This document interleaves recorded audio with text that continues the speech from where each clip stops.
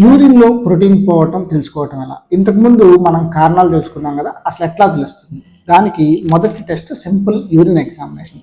So urine examination చేసినప్పుడు అందులో protein కనుక ఒక ప్లస్ కానీ 2+, 3+ అట్లా ఇస్తున్నప్పుడు అంటే యూరిన్లో ప్రోటీన్ పోతుందని కన్ఫర్మ్.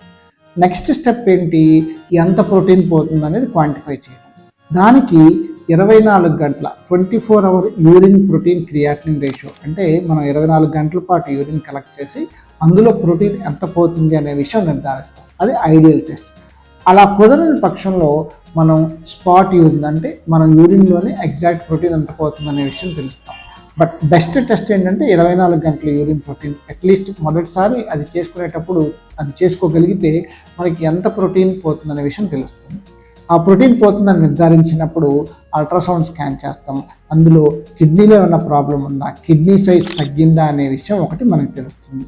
2, అది అయిపోయిన తర్వాత బ్లడ్ టెస్ట్లో uric acid, calcium profile, serum electrolytes, sugar ఎలా ఉంది, బీపీ కంట్రోల్లో ఉందా లేదా, బ్లడ్ పర్సంటేజ్ ఎలా ఉంది, ఈ అన్ని విషయాలు కూడా నిర్ధారిస్తాం.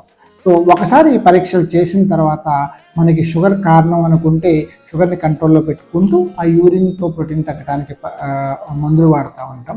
లేదు మనకి కనుక వేరే కారణం, ఇది షుగర్ కాదు, వేరే సంబంధించిన యూరిన్లో ప్రోటీన్ పోవడానికి వేరే కిడ్నీకి సంబంధించినటువంటి కారణం ఉన్నప్పుడు మనకి కొన్నిసార్లు కిడ్నీ బయాప్సీ, అంటే ఆ కిడ్నీని ముక్క పరీక్ష చేస్తాం.